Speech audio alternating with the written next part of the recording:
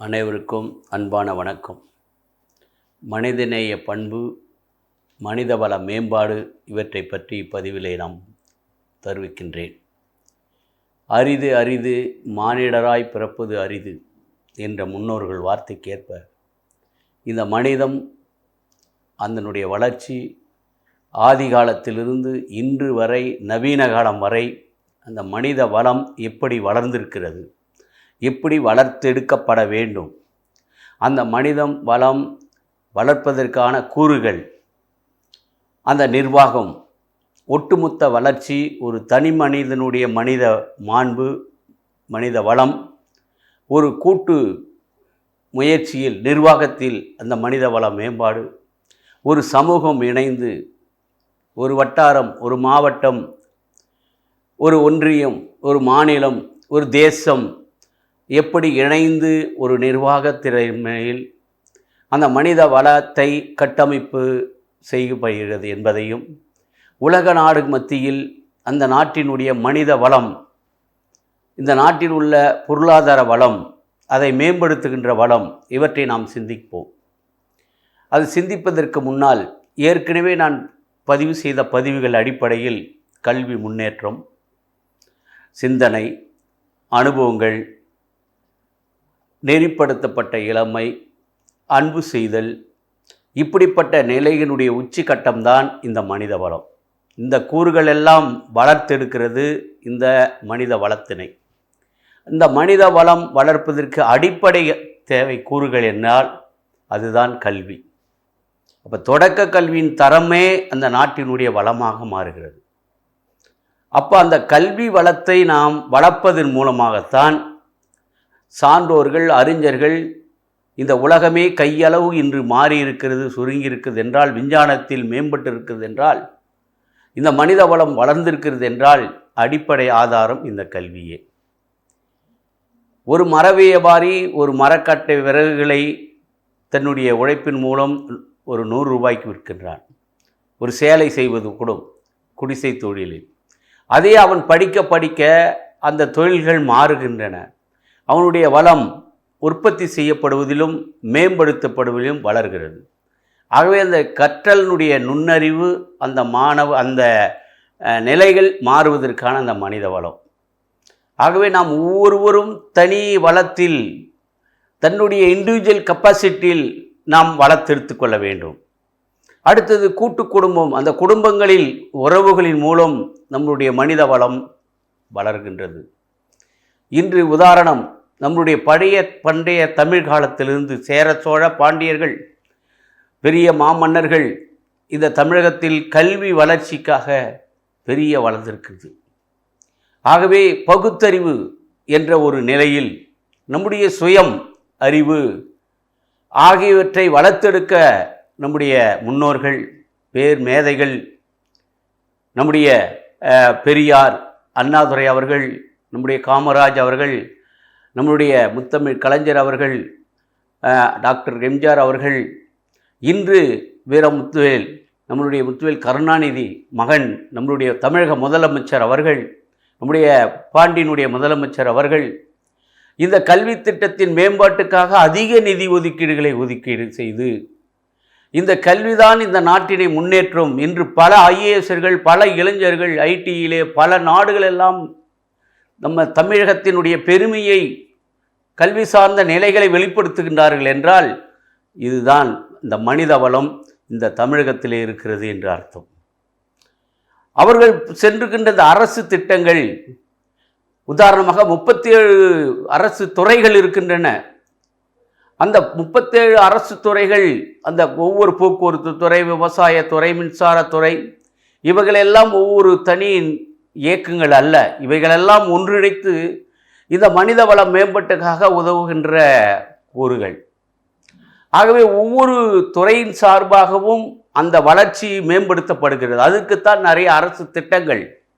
இன்று இந்த தமிழகம் மிளிர்கிறது, ஒளிர்கிறது என்றால் அரசு தலைமையிலிருந்து கொண்டு செயல்படுத்துகின்ற நிர்வாகம், அந்த நிர்வாகத்திற்கான பயிற்சிகள், சாதனைகள், புதிய கண்டுபிடிப்புகள், இன்னும் சொல்ல வேண்டுமென்றால் இந்த மனித வளம் இந்த தமிழகத்திலே வளர்ந்திருப்பதற்கு நம்முடைய அறிஞர்கள் சான்றோர்கள் சர்ச்சி ராமன்லேருந்து அப்துல் கலாம் ஐயா அவர்கள், மாமேதை கணித மேதை ராமானுஜம், நம்மளுடைய மயில்சாமி அண்ணாதுரை மற்றும் இஸ்ரேல் வீரர் தற்காலத்தில் இருக்கின்ற மாமேதை விஞ்ஞானி வீரமுத்துவேல், இவர்கள் எல்லாம் நம்முடைய தாய்மொழி தமிழ் மொழியினுடைய கற்றதிலிருந்து அந்த அடிப்படை கூறுகள் அந்த கல்வியை வளப்படுத்துவதற்கான அந்த தாய்மொழியினுடைய கட்டமைப்பை ஏற்படுத்தி அதன் மூலம் இந்த மனித வள மேம்பாட்டை வளர்த்திருக்கின்றார்கள்.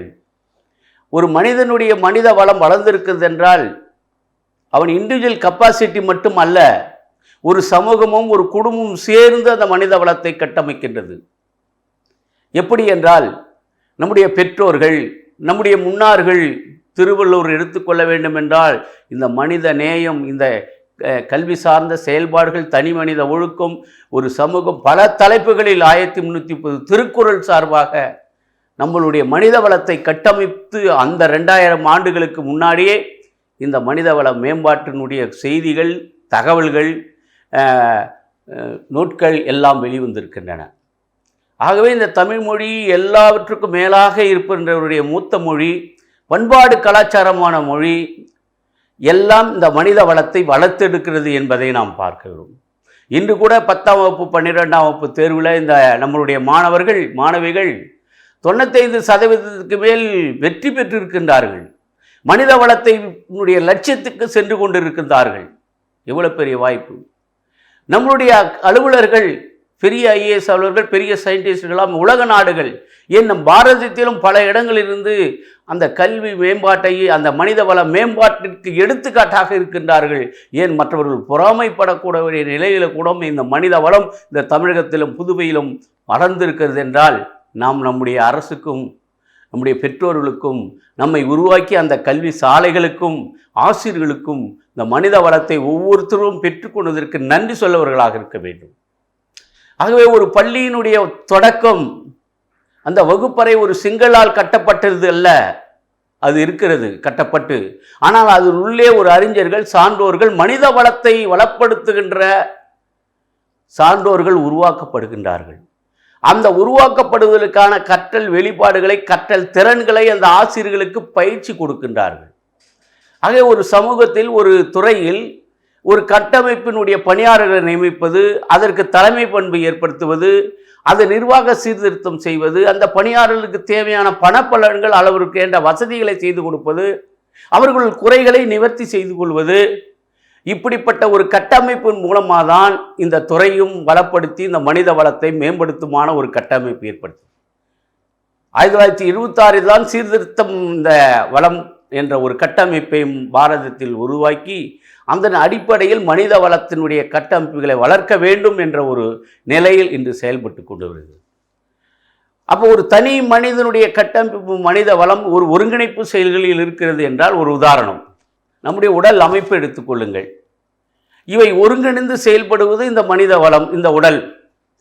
அதை நான் எளிதாக சொல்லுகின்றேன். தலை ஒரு பிரதம மந்திரி, ஒரு தலையில் இருக்கின்ற மூளை ஒரு நிதி அமைச்சர், கை தொழில்துறை அமைச்சர், கால் போக்குவரத்து துறை அமைச்சர், இதயம் உள்துறை அமைச்சர், கண் சட்ட ஒழுங்கு அமைச்சர், காது செய்தி தொடர்பாளர் அமைச்சர், வாய் தகவல் தொடர்பு அமைச்சர், வயிறு உணவுத்துறை வேளாண் துறை அமைச்சர். இப்படி ஒவ்வொரு இயக்கங்களும் உறுப்புகளும் ஒவ்வொரு அமைச்சங்களாக இணைந்து பணிந்து செய்வதுதான் ஒரு உடல் முழுமை பெறுகிறது. அந்த சிந்தனையால் அந்த அறிவு மேம்படுகிறது. அப்போ மனித வளம் எப்படி ஒருங்கிணைந்து நம் உடல் உறுப்புகள் ஒருங்கிணைந்து அதனுடைய வளர்ச்சியின் அடிப்படையில் இணைந்து மனித வளத்தை உருவாக்குறது என்பது நமது உடலே நமக்கு ஒரு அடிப்படை ஆதாரமாக இருக்கிறது. ஆகவே இந்த மனித வளத்தை நாம் மேம்படுத்துவதற்கு பல வழிகளில், பல கூறுகளில், அனைவரும் இணைந்து செயல்படுகின்ற ஒரு நிலையை நாம் முன்னெடுத்திருக்கின்றோம். அதற்காகத்தான் இந்த தலைப்பு. பல நிலைகள் இருந்தாலும் நம்மளுடைய இண்டிவிஜுவல் மனித வளம், நம்முடைய குடும்பத்தின் ஒட்டுமொத்த ஒருங்கிணைத்து குடும்பத்தினுடைய மனித வளம், இவைகளெல்லாம் நமக்கு எடுத்துக்காட்டாக அமைகின்றது. பிற நாட்டில் பாருங்கள், அந்த நார்வே, ஸ்வீடன், பின்லாந்து போன்ற வளர்ந்த நாடுகளினுடைய கல்வி வளர்ச்சி 95% மேல். அங்கே ஒரு தனி மனிதனுடைய வருமானமே 98%. அந்த நிலைக்கு உயர்த்தப்பட வேண்டும் என்றால் அந்த கல்வி முறையும் அந்த நிர்வாக முறையும் செயல்படுத்துவது போன்று நாமும் நம்ம தமிழகத்திலும் நம் பாரதத்திலும் இத்தகைய கட்டமைப்பை எடுத்து செல்ல வேண்டும். உதாரணமாக ஒரு நிகழ்வை நான் பதிவு செய்கின்றேன். நம்முடைய மனித வளம், நம்முடைய போர்ப்படையினுடைய மனித வளத்தினுடைய ஆதாரத்தை உலகத்திற்கு எடுத்து காட்டியது தான் கார்கில் போர். இப்போ கார்கில் போரில் என்ன நடந்தது? நம்ம நாட்டினுடைய மனித வளமாகிய இந்த படை வீரர்கள் பாதுகாப்பு திறன், நம்முடைய பாதுகாப்புக்காக வைக்கப்பட்டுள்ள அத்தனை விமானப்படை, கடற்படை, எத்தனையினுடைய வளத்தை உறுதிப்படுத்தும் இந்த கார்கில் போர் தான். ஏன் சிம்லா ஒப்பந்தம் என்ன? பாகிஸ்தானுக்கும் இந்தியாவிற்கும் அந்த காஷ்மீரில் இருக்கின்ற இடத்தை மீட்பதற்காக சண்டையிட்டு கொண்டிருந்த நிலையில் அதிகமான பொருளாதாரம் இழப்பீடு ஏற்படுவதனால நாட்டை ஒப்பந்தம் செய்து அந்த பணிக்காலத்தில் 2 படை வீரர்களும் தன்னுடைய நாட்டிற்கு திரும்பி விடலாம் என்ற ஒப்பந்தம் தான் சிம்லா ஒப்பந்தம். அதை பாகிஸ்தான் மீறி இறங்கி அங்கேயே அமர்ந்து கொண்டு தன்னுடைய கருவிகள், போர்க்கரைகள், துப்பாக்கிகள் எல்லாம் அங்கு சேர்த்து வைத்து கொண்டார்கள். 6 மாதம் கழித்து நம்முடைய படை வீரர்கள் மேலே செல்லுகின்ற போது அவர்கள் பலியாகிறார்கள். அவர்கள் மேலிருந்து நம்மை தாக்குவது எளிது. ஆனால் கீழிருந்து அவர்களை தாக்கி அவர்களை அந்த இடத்திலிருந்து விரட்டி எடுத்து முழுமையாக அந்த இடத்தை நாம் மறுபடியும் அந்த இடத்துல ஸ்டாண்ட் பண்ணமத்தா, அப்போ தான் இந்த உலக நாடே நம்முடைய போர் படைத்தளத்தினுடைய மனித வளத்தை சிறந்தது என்று நிரூபித்தது. 3வது இடத்தில் இருக்குது. ஆகவே ஒவ்வொரு நாடும் ஒவ்வொரு மாநிலமும் இந்த மனித வளத்தை வளப்படுத்துவதற்காகத்தான் கட்டமைக்கப்படுகிறது. அப்போ இந்த மனித வளத்தை கட்டமைக்கின்ற ஒரு சூழலில் எங்கு ஆரம்பிக்கிறது? அந்த மனித வளம் எப்படி அதை நாம் வளர்த்து கொள்வது என்பதை நாம் சிந்திக்கின்ற போது அது குழந்தை பருவத்திலிருந்தே அந்த தொடக்க கல்வி, உயர்கல்வி, கல்லூரி, தொழிற்கல்வி. இன்று தொழிற்கல்வி பல மேம்பட்டிருக்கிறது. இன்றைக்கி 10 கோடி 15 கோடி அளவுக்கு இந்த வாட்ஸ்அப்பில் நிகழ்வுகள் பண்ணுவதற்காக யூடியூப் சேனல்கள் உருவாகியிருக்கின்றன. ஒரு 10,000 ரூபாயில் ஒரு ஃபோன் வாங்குகிறோம், ஆண்ட்ராய்டு ஃபோன். அதில் இந்த உலகம் சுருங்கி விட்ட செயல்களெல்லாம் அந்த மனித வள மேம்பாட்டை காட்டுகிறது. இன்றைக்கு அந்த அளவில் இந்த விஞ்ஞானம் வளர்ந்து வருகின்ற சூழலில் நாமும் அதனோடு வளர்ந்து செல்ல வேண்டும். அந்த வாய்ப்புகளெல்லாம் பயன்படுத்தி கொள்ள வேண்டும். அப்போ இந்த மனித வளம் என்பது ஒரு மனித நேயத்தையும் மனித பண்பாட்டையும் வளர்க்கக்கூடியதாக இருக்க வேண்டும். இந்த மனித வளம் ஒரு அழிவுக்கு செல்லக்கூடாது. ஆகவே அது நன்மை தீமைகளை அறிந்த வண்ணமாய் அந்த மனித வளத்தை பிறருக்கு பயன்படுத்தக்கூடிய விதமாய், உதாரணமாக மலையில் ஏற்படுத்தப்பட்ட ஒரு மரக்காலின் கீழ் ஒரு விளக்கத்தண்டை வைத்தால் அந்த அறை முழுதும் வெளிச்சம் தரும். அதை மரக்காலினுடைய அடி மூடி வைத்தால் இருளாக இருக்கும்.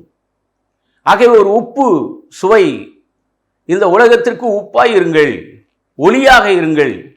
அப்போ அந்த மனித வளத்தை நாம் ஒளியாகவும் உப்பாகவும் இருந்து பிறருக்கு பயன்படுகின்ற வகையில் அந்த மனித வளத்தையும் நாம் வளர்த்தெடுக்க வேண்டும் ஒரு சமூக சூழலிலிருந்து. ஆகவே ஒவ்வொரு மனிதனும் தன் நண்பர்கள், தம் குடும்ப உறுப்பினர்கள், தம் சமூகம் அனைவரும் இந்த மனித வளத்தோடு ஈடு இணைந்து செல்ல வேண்டுவதற்கான உதவிகளை செய்ய வேண்டும். கற்பதற்கான மாணவர்கள் இருக்கிறார் என்றால், ஒரு வசதியான குடும்பம் என்றால் அதற்கு வாய்ப்புகளை ஏற்று விடுவார். உதாரணமாக அரசு பள்ளி என்பது வறுமையின் அடையாளம் அல்ல, அது பெருமையின் அடையாளம் என்று ஒரு மனித மாண்பு வளர்த்தெடுப்பதற்காக இன்றைக்கு அந்த தொடக்க நிலையிலிருந்து கல்வித்துறையிலிருந்து காலை சிற்றுண்டி, மதிய உணவு, 14 வகையான உணவுகள், 14 வகையான விலையில்லாத பொருட்கள் இன்று ஒரு உலகத்துக்கே முன்மாதிரியாக இருக்கின்ற சூழலில் இந்த மனித வளத்தின் உச்சத்தை அடைவதற்கு, அந்த மாண்பை பெறுவதற்கு, இந்த தமிழகம், இந்த பாரதம் வளர்வதற்கு அடிப்படையிலிருந்தே வளர்த்தெடுக்க வேண்டும் என்று இந்த அரசும் நிறைய வாய்ப்புகளை தந்து கொண்டிருக்கிறது. ஆகவே நம்முடைய ஒவ்வொரு மனிதனும் தன் வளத்தை வளப்படுத்தி கொள்வதற்கு இந்த வாய்ப்புகளெல்லாம் நாம் பயன்படுத்தி கொள்ள வேண்டும்.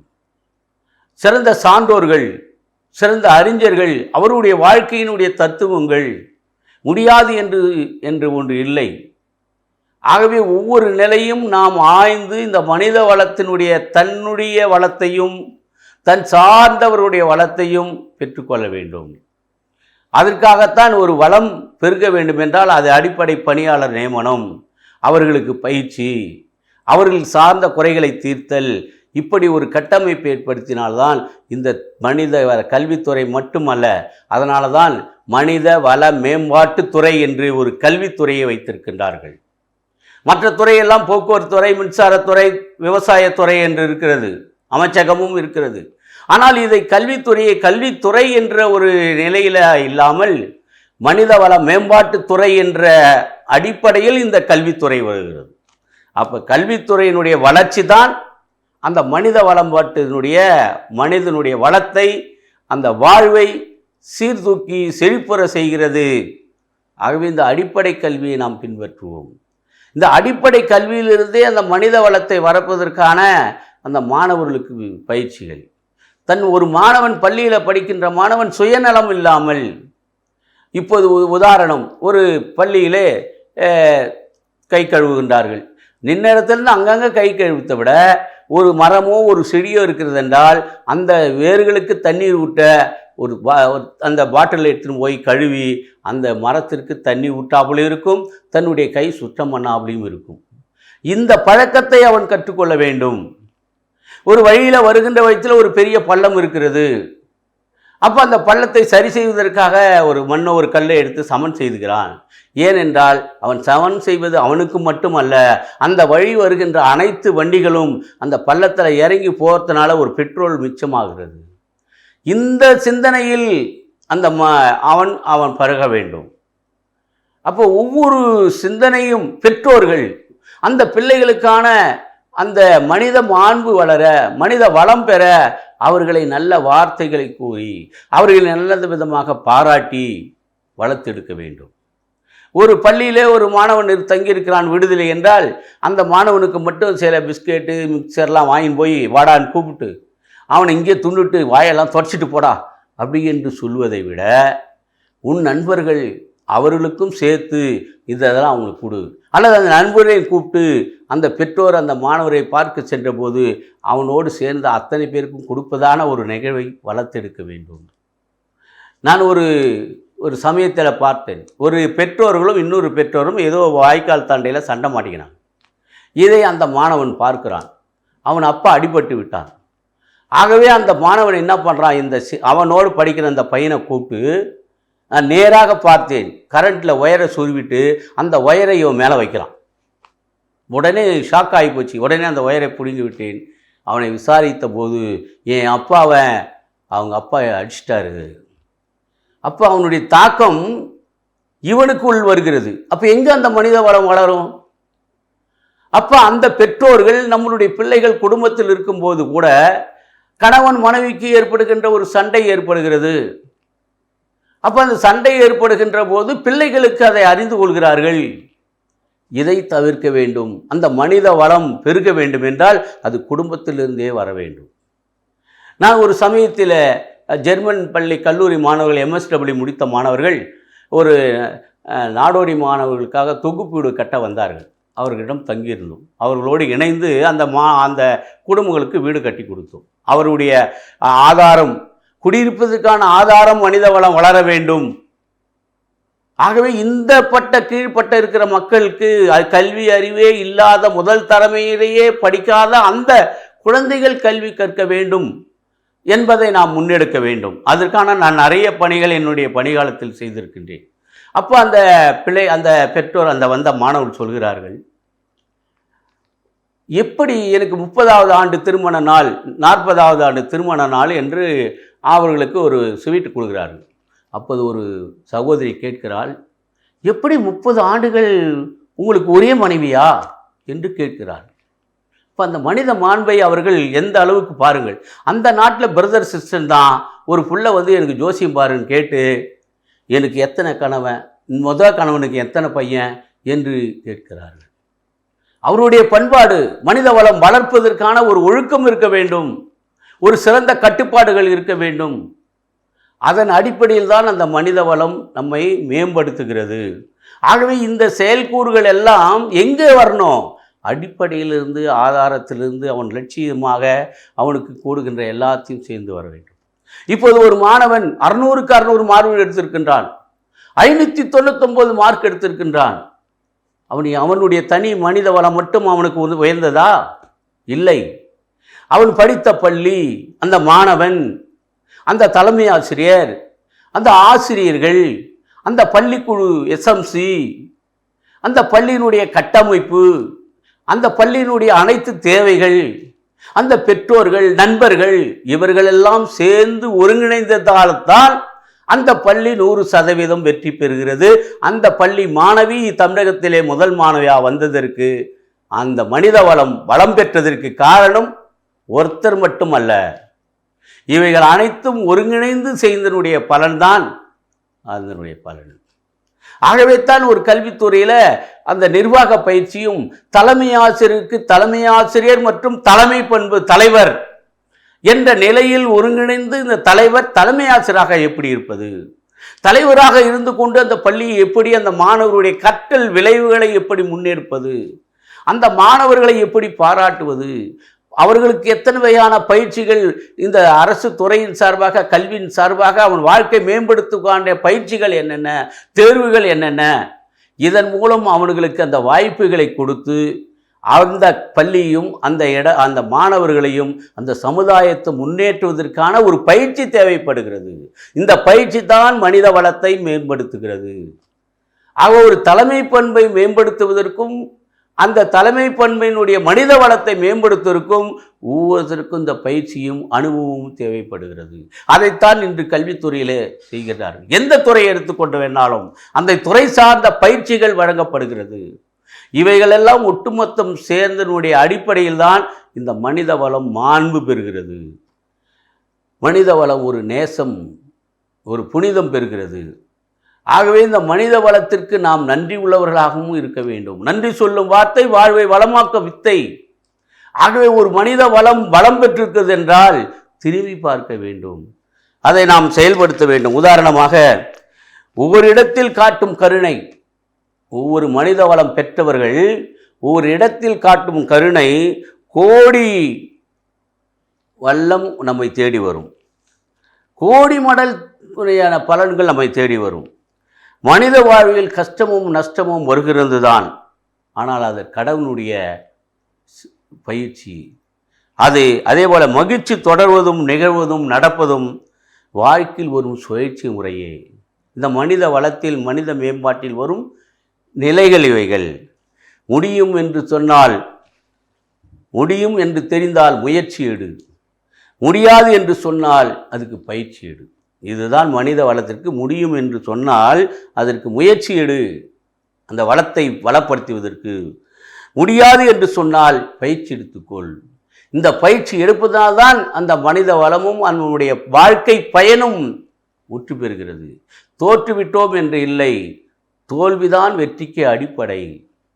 அந்த அடிப்படை கூறுகளை நாம் தொடர்ந்து செய்வதால், தொடர்ந்து சிந்திப்பதால், செயல்படுவதால் இந்த மனித வாழ்வுமிக்க ஒரு அர்த்தமாகிறது. வாழ்க்கையோ பெரிது, வாழ்நாள் சிறிது, வீணால் வரினும் வீழாது செயல். அப்ப அந்த வாழ்க்கை அனுபவங்களை நாம் அனுபவித்து பகிர்ந்து கொண்டு அதிலிருந்து கட்டமைப்பு பயிற்சிகள் எடுத்துக்கொண்டு இந்த மனித வளத்தை நாம் நமக்கு மட்டுமல்ல, நம் சார்ந்த சமுதாயம், இந்த உலகம், இந்த தேசியம், அப்படித்தான் நம்முடைய தமிழக விஞ்ஞானிகள் அப்துல் கலாம் மாமேதைவர் கனவு காணுங்கள், உங்கள் கனவுகள் உங்களை தொல்லைப்படுத்த வேண்டும், நீ பிறப்பது சாதாரணமாக இருந்தாலும் உன் இறப்பு சரித்திரமாக இருக்கணும் என்று சொல்லியிருக்கின்றார்கள்.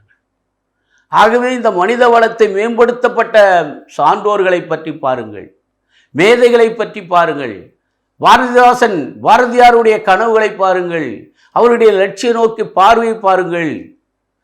ஒவ்வொரு மனிதனும் மனித வளத்தை மேம்படுத்துவதற்கான லட்சியத்தை கொண்டு செல்ல வேண்டும். அந்த லட்சிய பயணத்தில் நாம் மட்டுமல்ல, நம்மை சார்ந்து நம்மை இணைத்து ஒருங்கிணைத்து செய்கின்ற செயல்களை நாம் பார்க்க வேண்டும், படிப்படியாக முன்னேற்றிக் கொள்ள வேண்டும். ஆகவே மனித வளர்ப்புமானது அந்த குன்றின் மேல்பட்ட விளக்காய். உப்பு சாரமற்றதில்லை, உப்பு சுவையானது.